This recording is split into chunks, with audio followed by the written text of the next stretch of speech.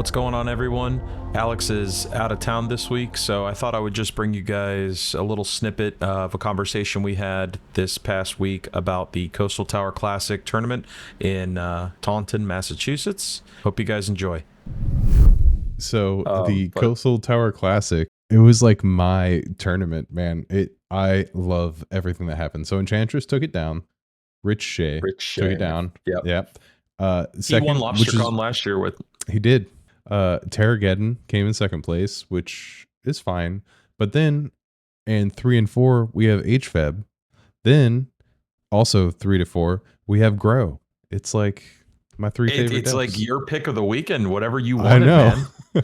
This is your like all-star lineup for top 4. I love it because Goblins made the top 8 and White Weenie made the top 8. Yeah.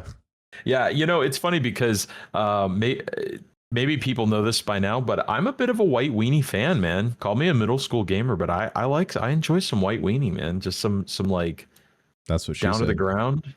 Oh, well, you know, she's always right. Yep. The tournament looks like a good turnout, man. It looks like a good showing. How many players did you say it was? 46 players? 49. 49. Yeah. Yeah, almost so 50. Top 16 looks relatively diverse. I see one copy of Stiflenot made the top 16, which I don't know. I kind of think Stiflenot's a little overrated these days, man. People like to call it, you know, the boogeyman of the format, and it's certainly a power outlier, but I think its bark is a little scarier than its bite. I don't think it's quite as terrifying. Now, I mean, if you're on like mono black and you literally just have very little interaction with it, I mean, yeah, it's tough, but I mean, a lot of decks can get around it. They have 4 threats in the whole deck, basically, pre-sideboard. So it really depends. Can you deal with 1 or 2? How many can you deal with, and how fast can you deal with them? Because they can deal with you very fast. So this particular player is only running 5 win conditions in the main board. They do bring in Brain Freeze out of the sideboard, so there is some play after that. But 4 Dreadnoughts and 1 Factory. I think if you're not going to play 4 factories, then you might as well not play any factories. I mean, it's a wasteland format. It is. You know. Do you see this beefcake deck? Yeah. What is that? Tell me about that. So it's a soul land mono green soul land deck. Yep. And they're playing a little bit of Winter Orb and Tanglewire. They got Wild Growths, Balos. It looks pretty sweet. Blastoderms.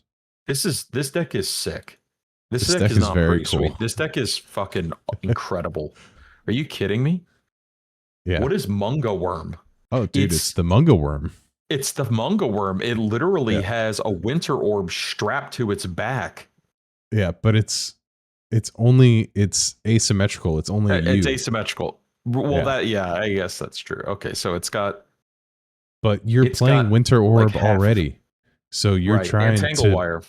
Yeah, so you're trying to put down a Winter Orb, and have it be symmetrical, and then just play this on the back of that. I think I wouldn't have thought if somebody were like brew this, I would not have put Wild Growth in the list, but I like that. If you're only ever going to operate on 1 land anyway, I like that. That's cool. You Wild Growth City of Traders. It's 3 mana and one land there. That's right. Yeah, this is sick. I can get behind this. Yeah, I definitely might bring this to one of our monthlies. This is cool. I like because this. it looks very sweet. Yeah. You know, Hidden Gibbons is one of my favorite sideboard cards of all time, especially if you're spec'ing the room to be a lot of blue or a lot of counter spells. Even in red, against Sly, it just becomes sort of a liability that you can't kill it with Bolt. It just exists. Now you got a monkey. I've been on the other side of 4/4 monkeys for 1, and it's bad. It can get out of control. This is the sort of deck that you would look at and you might not think it was anything too special, but it's kind of got all of the bases covered. You've got the Nantuko Vigilantes, love Ravenous Baloth, love Blastoderm. You even got the Spirit Guides to kind of cheat stuff out. I mean, you can I go. love the Spirit Guide include. Yeah, Just I do too. Because you could go City of Traders, pitch a Spirit Guide to strap a Wild Growth to your City of Traders, and on turn one, you're dropping like Winter Orb plus Elf. yeah, That's pretty good. it's pretty good. And then your next turn, you're hitting any of your your big 4-mana fatties, your Yeah, Worm, your without Baloth, losing your Jin. without losing a single bit of tempo. Yeah, right. Yeah, I mean that's turn 3. You're above rate. You have them locked down under an orb at that point. It's pretty good. Yeah, cool list. Cool. I like that. Let's see, what else do we have? So yeah, Enchantress took it down. Rich Shea, notable Enchantress demon. Did you look at his list? I did. What do It's you like about it? very vanilla, except for the abeyance in the main board. I think there's different flavors. So you have a couple flex spots in Enchantress, and I think a lot of people like Sylvan Library. I'm not on Sylvan Library. I understand why it's good, but I just think with the Guiles, there's been so many times where I have a Guile in a library, and I don't really need to draw the cards. And if the library was anything else, it would have probably been better. Sure. But I like the abeyance made. It actually made me go buy an abeyance today because I have Okay. one copy. I need another one because I'm gonna try it out. Yeah. Just if you're expecting to win the next turn and you don't want them to do anything, or you're playing land still and you need to have your big turn to be able to cast wave combo, you just abeyance and then do whatever you want to do. The floor is yours. I think any of these like 2-mana spells that have a great effect and then draw you a card, like obviously not the same card, but like Sabo's Web, or Sabo's Web, for example, comes in, replaces itself, has a pretty lasting effect. And I think the effect doesn't need to be static as long as you're using it on the turn that's gonna either save you or create a position where you can win from. I like Library, especially in Enchantress. I think it's a necessary card when it's good. I think it's great, but I think when when you're looking for anything else, it's rough. It's definitely bad late. You draw so many cards so early. I feel like it could be.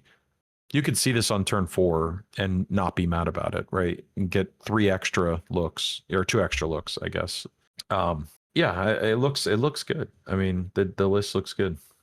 I don't know about the City of Brass. That's a weird one for me. I don't know. I saw it in there. I don't know why City of Brass. There's nothing that's being cast for anything that's not green. There must be white. some number.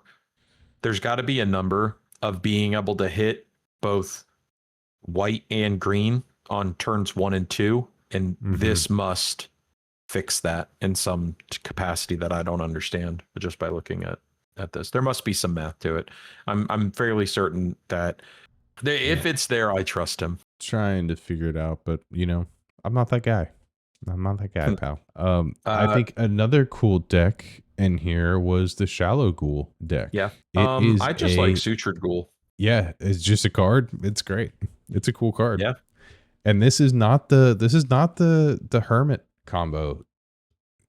This is Buried Alive. I cast a Buried Alive and then I hit a Shallow Grave. That's what this deck is. You bury a Suture Ghoul and 2 Dreadnoughts, and then you exile the 2 Dreadnoughts. You got a 24/24 with trample, and you're just trying to close the game that way. Is this similar to what your round 1 opponent was playing at Sunshine Games? No. Well, I mean, kind of. It sounded like he had other things, like other reanimation targets. He did, and I don't think there were any Suture Ghouls. I think he was trying to just fill the graveyard in Living Death and bring a bunch of big fatties back, like yeah, like sort Phantom of like the Shoba and stuff. Like a Living End would be today in Modern. Modern, yeah. Living End comes from the card Living Death. So it's saying he was trying to do the same thing, but pre-modern instead of modern. What is GAT? Yeah, because I see restricted office slash lecture hall. I don't know what that card is. Looks like a Duskborn card. It was so Oh, how why is that in? that's probably Fire Ice. They probably put it in wrong. Okay. More than likely, that's Fire Ice. Okay, makes sense. I Yeah. hope so. I hope he didn't register that card. It's not legal. Not only is it not legal, but it's not good. Right. What about Terror Dreams, man? Have you seen this? Yeah, I saw the name. I didn't look at it yet. This is the first time I'm seeing this. But I know that that deck plays Werebear, which I think is pretty cool. And the Mongoose. Yeah, Yeah. it's really, hoping to cash in on Devastating Dreams. As an additional cost to play Devastating Dreams, discard X cards at random from your hand. Each player sacrifices X lands. Devastating Dreams deals X damage to each creature. At some point, you have thresholded mongooses if you draw into them because your hand's gone. I don't Um, these are the types of strategies that I'm not super fond of. I think it's cool, but it's not a deck that I would play. Just not my wheelhouse. yeah. Oh, it's got the Unearth too. Wow. Yeah, I saw that. Yeah. Yeah, big fan of White Weenie though, man. That's Yeah. 4 ports and 4 wastelands is interesting. I like Weathered Wayfarer as a card. That's not something that I played much of. And I still haven't really played a ton of it, but I like the card the more that I see it. I think it probably does pretty good when it's good, it's good. Especially when you're wastelanding, and porting, and yeah, I think that's pretty good. It's a good way, I think, to get back on the board after you've landed an Armageddon to sort of get Hmm. yourself back into casting spells where your opponent, takes those turns to stumble. Cool deck. If you're running Wayfarers, would you not run like Heaths? Yes. I don't think you're supposed to. I'm not. Again, I No, don't think so because I don't think because you you can care enough do about. you can do the fetch land trick that if you and your opponent both have two lands and you crack a fetch land, you can activate Wayfair before you go get your land, so you have the Wayfair trigger, even though you're gonna Oh, have the same amount of lands. because the cost of activating the Heath is sacrificing it. So that makes sense. That's cute. I didn't know about that. Good to So know. it's a That's good to know. Not that I could do much to deal with that if that happened, but well, I mean, if you so what if you're happened? wanting to play Weathered Wayfair, then you would be the one doing that. Never thought about that before. I do see that he's playing 3 Cataclysm, which I think Cataclysm is a pretty sick card. Especially if you land a big old angel and you Cataclysm. Yeah, I mean, yeah. that's And the flavor, right? The flavor's there for that. it is. Big Angel, It, Cataclysm comes, the last thing standing is an angel. it is. And might I point out the 3 Aura of Silence in this main deck? That's I think they were that's worried about scary. Enchantress. Oh, yeah. Because there's one I in the mean, you're sideboard as playing, well. sure, yeah. So at some point, you're on 4 of them, which I think Enchantress won this event. So, I mean, Yeah. I think that was probably the right call. And, Yeah, it's absolutely. interesting because people talk about pre-modern being a solved format and, you know, there being no like point to investing energy or time into trying to innovate because the format's solved. It's a pool of cards. You can't really go too far with it. But it's things like that. When you start seeing those, if you looked at White Weenie lists from the years past, you'd probably be pretty hard pressed to find any Oro Silence in the main decks, let Hmm. alone 3 of them, right? So I think it's a testament to sort of the harmony of archetypes dealing with each other and finding ways to further your game plan without diluting the deck in a way that, because there's a lot of good enchantments in the format. I just think Enchantress happens to be the best, the one who is hurt the most by the card, but I like that. Absolutely. And I mean, Aura of Silence still gets rid of a shrimp. Shrimp Hmm. is on the menu. And I think the other thing that it really helps take care of is survivals. Survivals is just you have your deck in your hand. You have the answer to everything potentially in your deck. Yeah, I think it's good later on, but I think at that point, typically, at least in my experience, survival comes down before this would come down. unless you're able to waste, I mean, keep them off of it, but it's pretty hard to do at 2 mana. Yeah, but it's Um, still just a seal of cleansing. It's an yeah, extra mana seal of cleansing, so they might get a couple activations of survival off of it, but it's still you're still going to get rid of it at some point. because typically, if you've got the survival, you still have to have the squee, and so usually you need to activate it at least twice before it's super impactful. Is that fair to say? Yeah, it depends on your line, Depending but on what's in your most hand, yeah. most people are going to go get squee first so that they have more value. So in this case, if you played that on 3, right? They played on 2, they go get their squee. You play this and blow it up. They have a squee in their hand and they don't have a survival. And if they only have one creature in their hand, they can't activate it multiple times because they'll have to wait until they get the creature, and then it'll be Right. gone. So, I did see Green White Madness was made top 16. That's a deck that I thought was something that we would see more at Sunshine that I don't think we saw at all. This deck looks pretty cool, man. Obviously you've got, Root Wallas and Worms. Patrol Hound is I think a 2 mana 2/2 with the ability to give it a proactive trait while also doing the thing your deck wants to do. I think it's kind of an all-in package card. I think it's pretty good. so when this deck was first kind of becoming popular, I played it. I played it a bit with you, and back then they weren't playing Curse Scroll. I don't know if that's this dude Spice or if that's something. I wanted to say that I feel like, okay, so let me take you back to like 2021 or 2022, Shieldred, the Apocalypse in more standard formats, or more modern formats, I should say.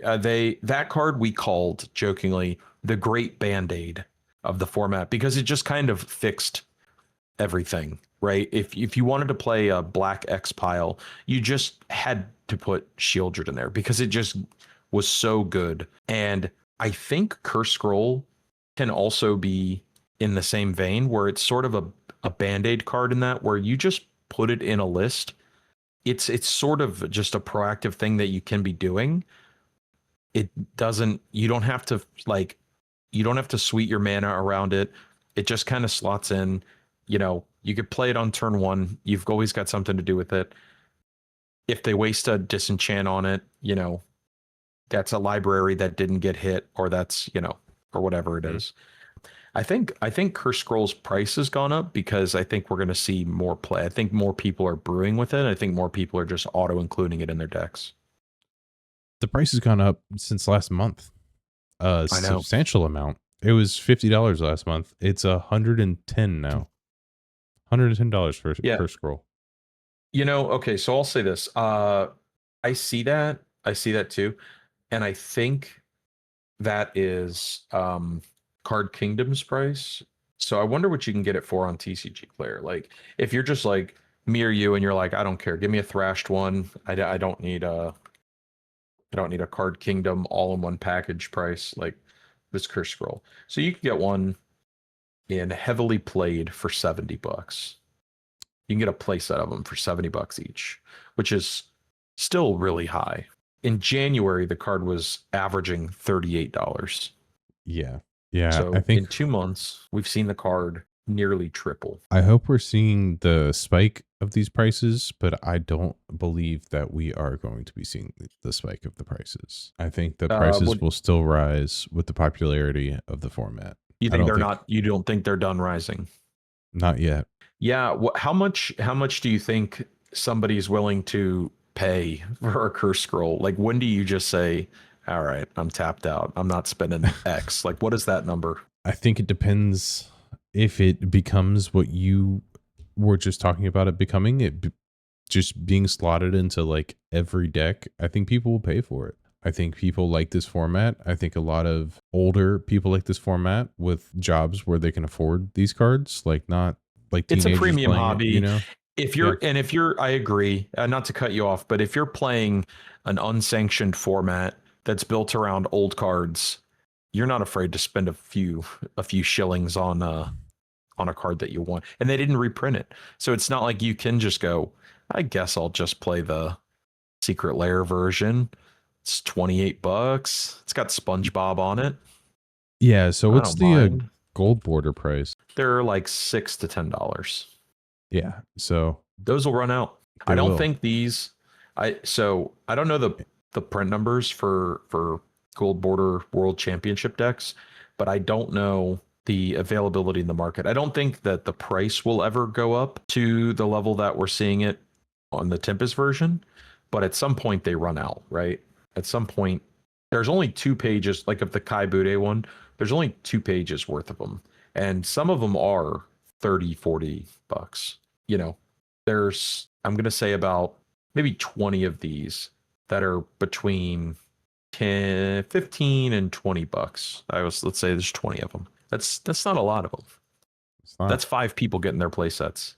Yeah. You heard it here. Get your playset, folks. Get your play set of Gold Border Curse Scrolls.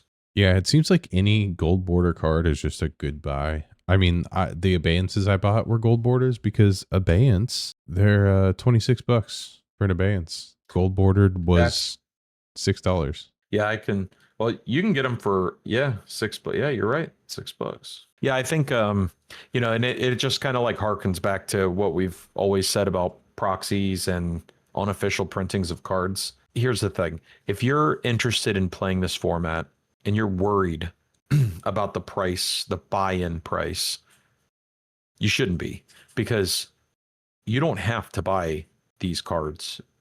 You can just proxy them. There's great services out there. There's a service called MPC Fill. That's what I use personally. I've built entire decks. You get 2 or 3 deck lists together. I built 9 legacy decks for $200. It was 200. I mean, it's $200. So it's still a good chunk of change. But I got 9 proxied legacy decks printed on cardstock, professionally cut, with sick art, good looking art, and that's the price of 2 Curse Scrolls. You don't have to spend $400 on a playset of Curse Scrolls. You don't have to spend $50 on a playset of Gold Border Curse Scrolls. There are ways around it. The sooner people realize that, and the sooner we normalize it, people are not worried about proxying cards, because there's certainly people that won't do it because they don't want to show up to a tournament with proxied cards and then their opponent doesn't have them, right? There's always that sort of like light stigma behind it. But the sooner that we sort of welcome it, I think, as a community thing, I think that goes away. And I think people then have access to the format. And I think that's how you keep this thing that we like growing and alive. Absolutely. I'd Do you rather think have more players and proxy game pieces than less players and not proxy game pieces, Do you think, let me ask you about the growth of Premodern as a format. Do you think that the growth that we're seeing in the format, even from like the year or so that you and I have been playing it, I mean, it went from a format that had 70 people at this 2,000 plus person event playing in a side event on a Sunday that I saw. And it was just from that year point, it's gone on to be this like sort of global phenomenon of formats. Do you think that the growth, do you think, at what point in the growth cycle do you think we're at? Do you think it's going to be one of those things where it sort of tapers out and then people lose interest in it? Do you think the growth, tell me what you think about the growth of the format. As someone that's only been in this community for around a year, I don't think that the growth can keep burning at the rate that it's at currently. I hope it does. I hope more people get involved, but I feel like most of the people that would be interested in it probably already are. I just hope we can sustain this interest in the format, because I don't think that I want to interact with Magic outside of this format.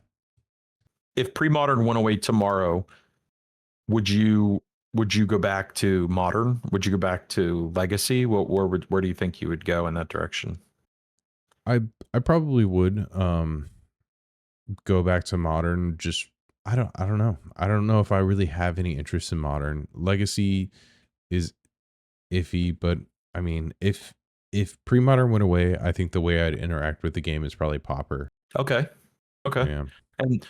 And that's okay. I see what you mean. That yeah, it goes. I'm sort of up there. I like Pauper. I've played quite a bit of it, over the years. I think the concept of the format's pretty cool.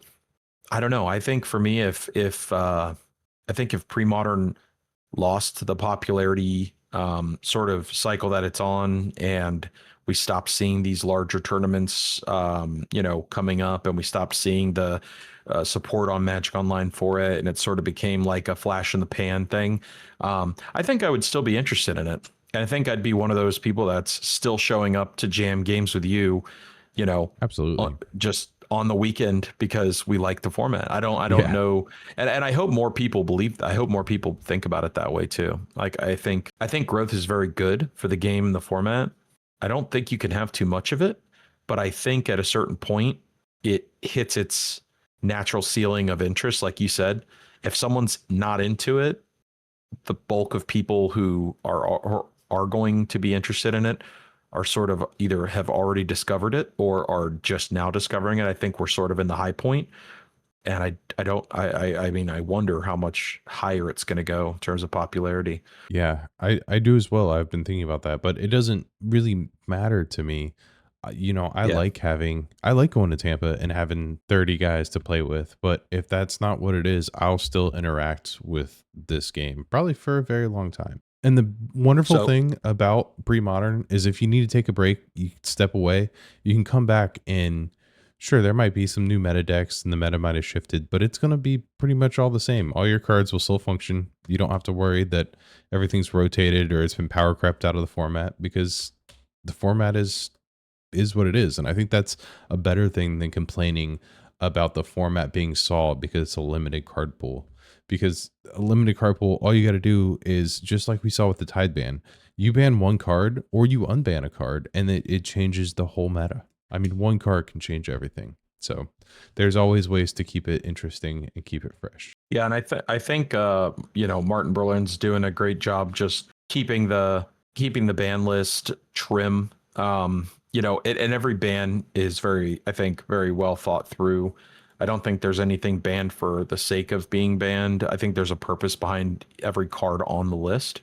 That said, I don't know what you would ban beyond what is already on there. Like if there was another card that were to enter the ban list, say over like in the next 6 months or a year, are there any outlier cards that you think create bad play patterns or unfun experiences as a whole that you could see being added to the list? Not really. I don't see anything that could maybe shake it up like Tide did. I know I just made that comment, but it was a little hyperbolic. The No, I problem with get what you're Tide is saying because it was just so it was everywhere. I mean, you just if you play blue, put in a Tide and play it, Put in a right, Tide, put in that's a Chain of Vapor, and it was a package. I mean, if like say if Super Wave takes off and like just wave combo grows to if you're playing a white deck, you're wave comboing with Seal, maybe then at that point we should talk about wave combo being gone because it's just the package is being split into different decks. And if like say the same thing with Dreadnought, if we see more decks like the Suture Ghoul decks where they're trying to either do this combo plan or do a Dreadnought plan, and we see people just being like, okay, well, I can run Dreadnought Stifle and do this while doing this. Maybe that's where other decks are being affected and eaten up by packages. yeah. So I guess to clarify, that wasn't supposed to be a loaded question. Oh um, no, that's okay. Yeah. So what I mean is by like the negative play patterns or bad play experience is exactly what you described, right? It's, hey, I'm going to just slot in. I'm playing white, right? So I'm just going to put Parallax Wave in there. Or if I'm playing white, like I'm just going to slot this package in there because it's the most powerful thing to do. I think those are the things that raise the attention.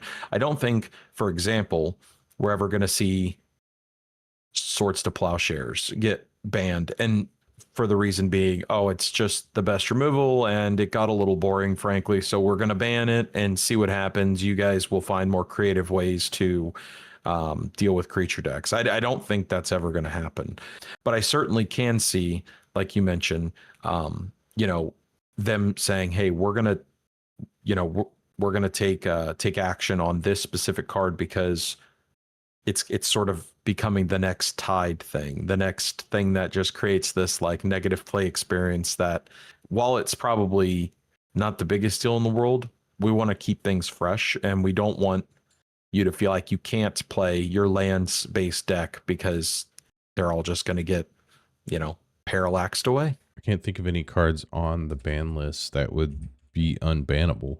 I've heard people make comments about bring land tax back. Land tax is the one that comes to mind. Yeah. You know.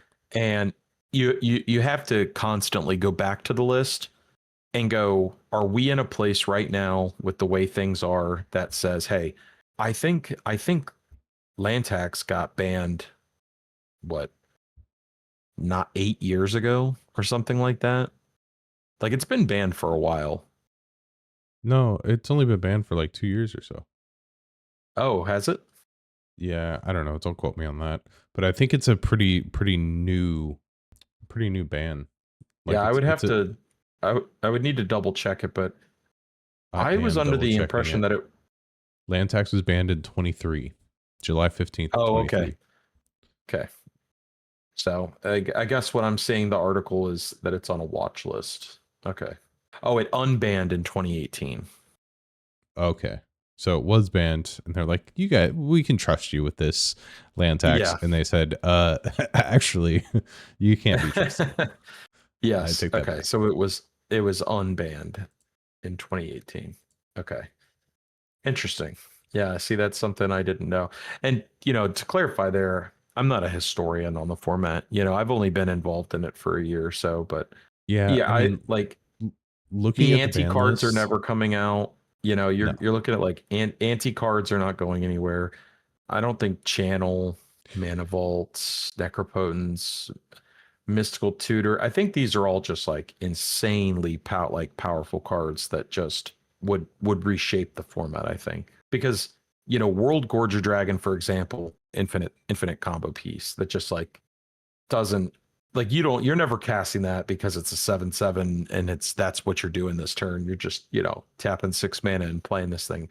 Like, you're playing it because it's going to bounce, you know, it's going to exile the entire board, and then you're going to blink this somehow, and then everything's going to come back, and you're going to retap your lands for mana, you know, and so on and so forth. I think cards like that, you know, Memory Jar. Yeah, I'm looking at the ban list, and it looks pretty well curated. I think we can be trusted with Earthcraft. You think? Yeah. Absolutely. I don't think we could. I don't know. I think that's I think it's a innocent looking card, but I think it probably, I can't think of what it would do, but I'm pretty sure it's insanely broken. The only thing it'd do is make infinite squirrels. Well, there you go. Yeah, that's not too bad. That's not too bad. I mean, you know, if your opponent's already casting the hermit, then that's like they have infinite squirrels, right? Yeah, it's the same. It's pretty much the same thing. And the next turn, they just get infinite mana. Right. That's pretty good. Yeah, it's pretty good. Pretty good. That's actually, speaking of Earthcraft, I think that's what I'm going to play at LobsterCon. The Unchained event. And the Unchained. Well, you're not going to be playing that because you're going to be making top 32. You're going to be, it'll be your, I could see it now. It'll be your 4th feature match.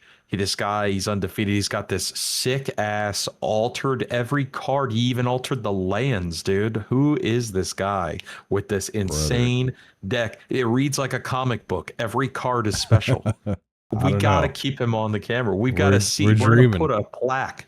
We're going to put a plaque on the back of this chair. It's going to have his name because he's not leaving the feature match area the whole weekend. Yeah, we'll see, but I only got like 8 of the cards done so far. Well, So you got a month. I know. You better tell Tori she's got a month. She's got to crank down on it. You start painting them. Look like a fucking kindergartner finger painting. I'll help you, dude. Yeah, I'll help you. We'll go up to Dark Side one day. We'll have our bags. They'll be like, "Are you guys here to play some Magic?" No, we're here to paint. Nope, Bob Ross in it, baby. We're here to like, Bob Ross Warhammer? No, Wizard Squares. Wizard Squares, baby. We're painting them.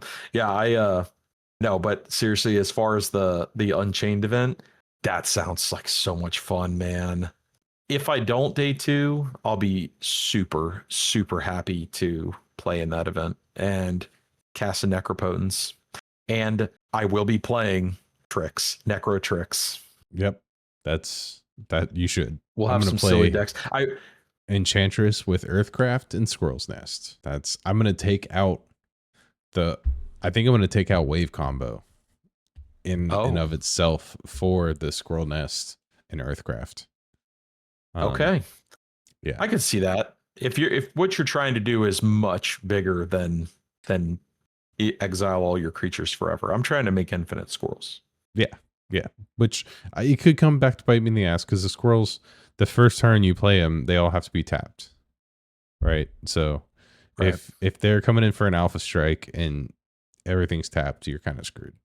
But I'm there to kill people with a gang of squirrels. That's what I'm there for. I've got some pretty good squirrel tokens, so I will have to lend those to you for that. The first deck that came to mind, because it's like you get for anybody that might be listening that doesn't know, the Unchained event is a side event held at LobsterCon, where you are allowed up to a full play set of one non-anti banned card from the ban list to play in your otherwise pre-modern legal deck. Historically, some popular includes are Necropotence, Land Tax, Force of Will. I've seen Balance. I've seen Channel Fireball. My first thought was, I'm playing Academy Rector Flash, and I'm going to flash in an Academy Rector, and I'm going to let it die. And then what am I going to go get? And I just couldn't, I don't have the brewing capacity to make that absolutely busted. There is no Protein Hulk. So I decided I would dial back a little bit. I'd go all the way back to the beginning to Ice Age, and I would cast some Necropotence, because I think being able to just rip your entire deck into your hand effectively, and then cast a bunch of, Lotus Petals and Moxen and stuff, and then just turbo out like Turbo Tricks, Necro Turbo Tricks. I think that sounds pretty fun. That does. Sounds very fun. So you're going Necro instead of Force. Yeah. Cool. Yeah. Force is, it's cool. It would be cool to play with Force, and don't get me wrong. I've looked at the past events, and people usually play Necropotence with bottomless pit, like Pit Rack, which makes sense. It's perfectly reasonable. And you get a lot of the Force of Wills that come in with the Stifle Knot decks. Yep. I just think it's just not, I don't know. If I'm doing this and you're letting me take any card off the list, Force of Will, I could just go play Legacy, man. Like, exactly. I could play Stifle Knot. I could play Stifle Knot in Legacy. I do play Stifle Knot in Legacy. Like, I don't want to do that. I want to do something crazy. Yeah. I thought about building Turbo Fog Earthcraft combo. But then I figured I'm already bringing Enchantress. I could just slot it into Enchantress. It makes sense. Because it's reasonable. But I feel like Turbo Fog would be cool. But I feel like, could get tendrilled in it, not matter if I'm trying to fog. Yeah. True. That is true. Well, that could still happen even if you have infinite scrolls as well. Yep. Then we run into the issue now. Do we just build Tendrils of Agony and just play that? Is that the best thing that you could pull off the list? That was going to be my number 2 pick, was a Tendrils. I think Tendrils is such a cool card, and you really don't have to cast that many spells beforehand. The other one that would stand out to me would be like Tolarian Academy. Tolarian Academy is pretty good. Yeah. I don't know. I mean, I don't know how good it is in pre-modern. I know it's obviously it's a great card. And it's arguably the most broken of the. You could play Tolarian Academy in tricks instead and turbo out of tricks that way. Just play like Tormod's Crypts, play your mana reducers, play, Winter Orbs, and try and slow the game down that way and speed up your game with the Academy. The problem with that is, well, no, I guess it is proxy friendly. They will let you I was going to say the problem is I own Necropotence. I do not own Tolarian Academy. Yeah, but they'll let you proxy for this. That's pretty cool. Something to think about. Yeah, I don't know. I just thought about it. You just play a bunch of pedals and Tormod's Crypts, and then See, the thing is with that though, the problem with that is you still have to find the donate. If I pick up my entire hand, or if I pick up my entire deck, I will have enough mana to play the tricks and to donate it to you in one turn without having to, without having to wait. But you could also, maybe you could generate 7 mana. I guess you could. I don't think you could. Off of an Academy? On like turn 1. I mean, no. But you can go off on turn 1 with Necropotence.